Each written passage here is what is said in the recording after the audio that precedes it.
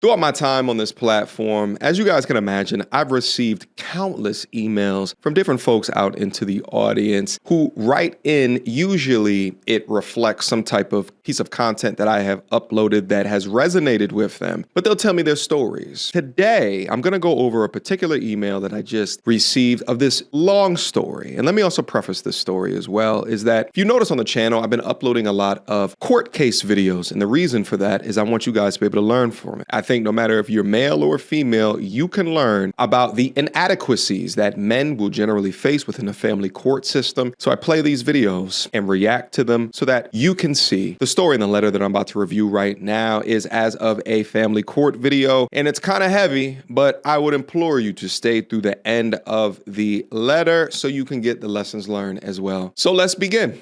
Hello, MTR. I hope this message finds you well.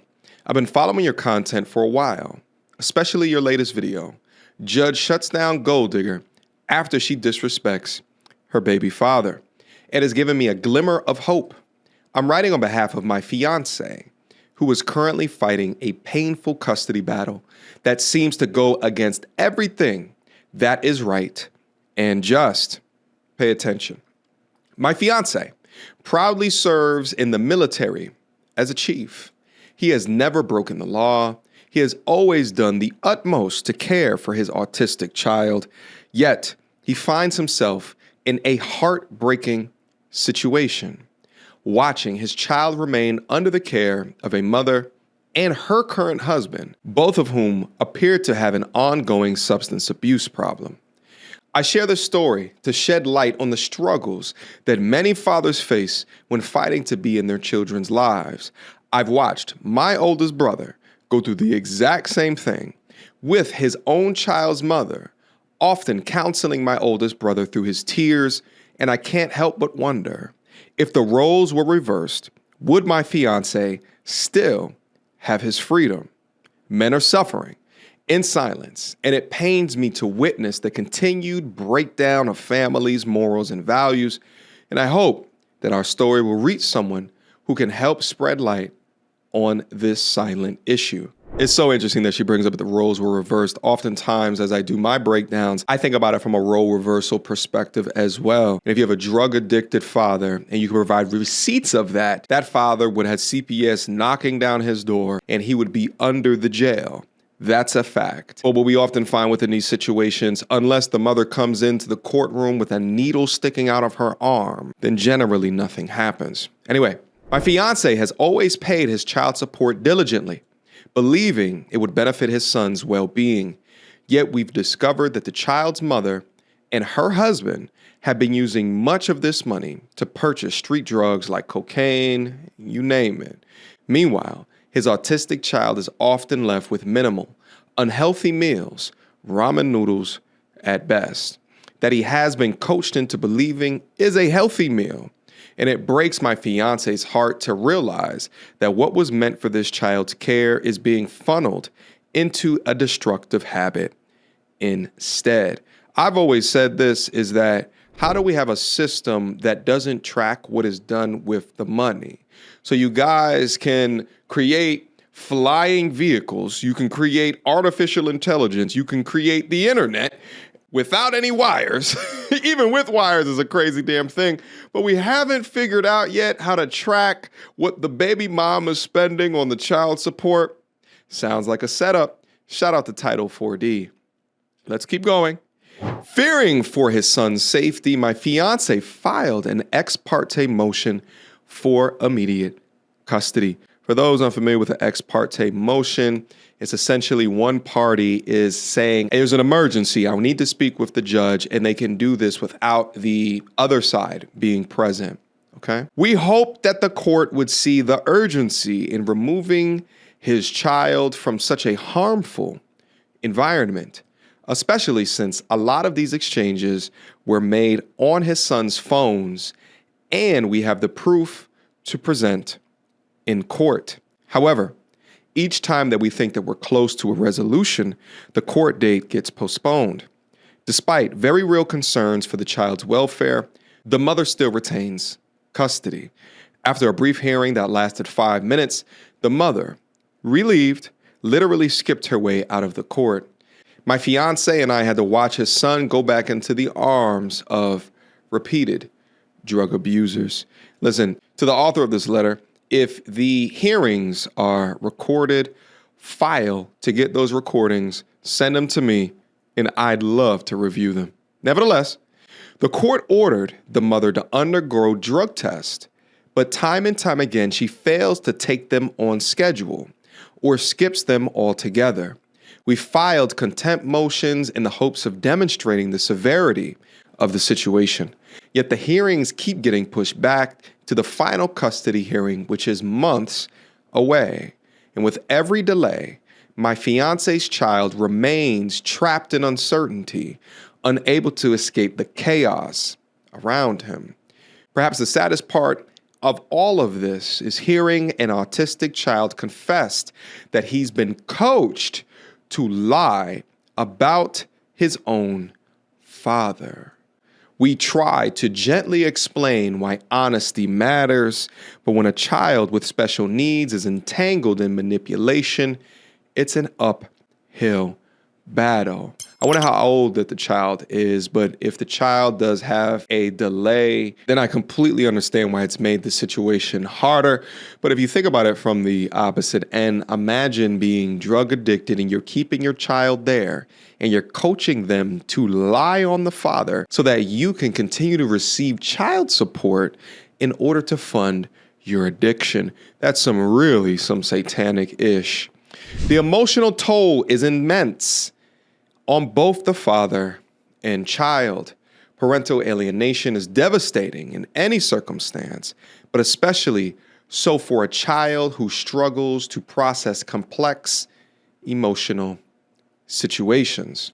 My fiance, again, is a law-abiding citizen who has never touched drugs and has a stable career serving our nation. It also makes me think, what situation was the father in to have met this woman? My assumption is that she wasn't drug addicted at the time, but then the lesson is to my G's out there. Choosing a woman will be the most important decision within your life. And if you're not sure about them, never go raw daddy in them. Despite this, he's forced to stand by while his autistic child remains in a potentially harmful situation.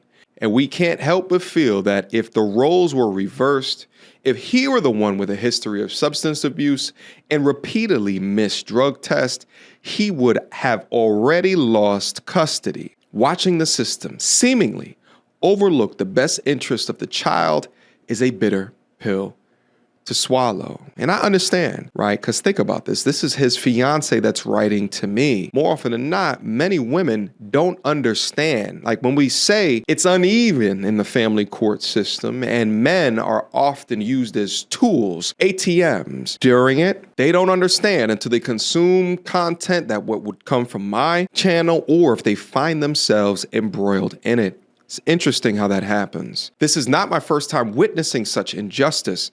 My brother went through a similar ordeal fighting for custody against a mother with questionable behaviors.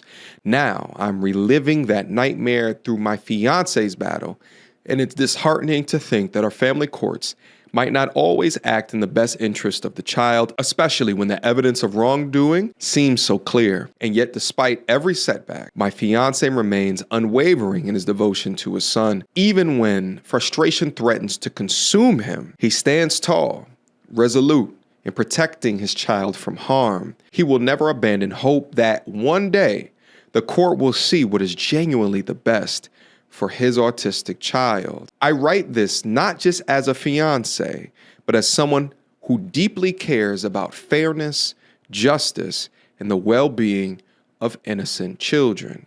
And if anyone reading this has the power to make a difference, be it a judge, an advocate, which we have, but we are losing hope, she writes in parentheses, or an everyday person who wants to raise awareness, please know that this is not an isolated case.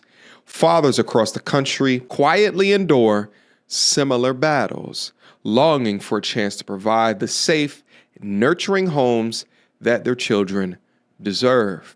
And I'll tell you what, After receiving all of the emails that I have so much content, even going over abuse, obvious abuse. And I risk my channel by posting it publicly in order to get more sentiment, more knowledge or public sentiment around this very real thing that is currently happening today. I will continue and I will stop at nothing to utilize my platform to put a target on what's wrong, what needs to be fixed. Because without the information or creating the burning platform that not only there's a problem, but how big the problem is, then we'll never get to a solution. Thank you for taking the time to read our story.